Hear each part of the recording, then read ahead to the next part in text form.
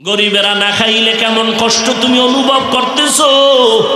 আমি আল্লাহ তোমাদের ধন সম্পদ দিলাম, গরিবের সহযোগিতা করো, জাকাত দাও, সহযোগিতা করো। ঈদের বাজার নাই, বাজার দাও। তোমার ঘরে ইফতারির অভাব নাই, খাইবে 3 জন ইফতারি 10 জনের আয়োজন কইরা কিছু ফালায় দিছে। আর এমনও গরিব আছে একটা খেজুর কিনার টাকা নাই। এরকম গরিব নাই?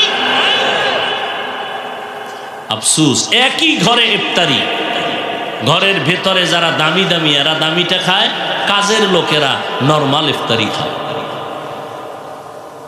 আল্লাহ এটাও শিক্ষা দিলেন রোজার দ্বারা, গরিবের দরদ বুঝো। এজন্য আমার নবী পেটে পাথর বেঁধে দিনের কাজ করেছেন, অথচ আমার নবীটা তো না খাইয়া কষ্ট করার প্রয়োজন ছিল না। পিপাসায় কলিজা ছটফট করে, ফ্রিজে ঠান্ডা পানিও রেডি। এরপরেও যদি বলি ভাই রুমের মধ্যে ঢুইকা দরজা লাগায় তুই 3 লিটার পানি পান কর, করবে কেউ? আমি কারো কাছে বলবো না। আর তুমি বলো আর না বলো, আমার আল্লাহ তো দেখবেন।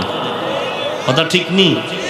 পেটেও ক্ষুধা, সামনে খানাও রেডি, পিপাসাও আছে, পানিও রেডি। এরপরও বান্দা খায়ও না, পান করে না। কার ভয়? এর নাম তাকওয়া।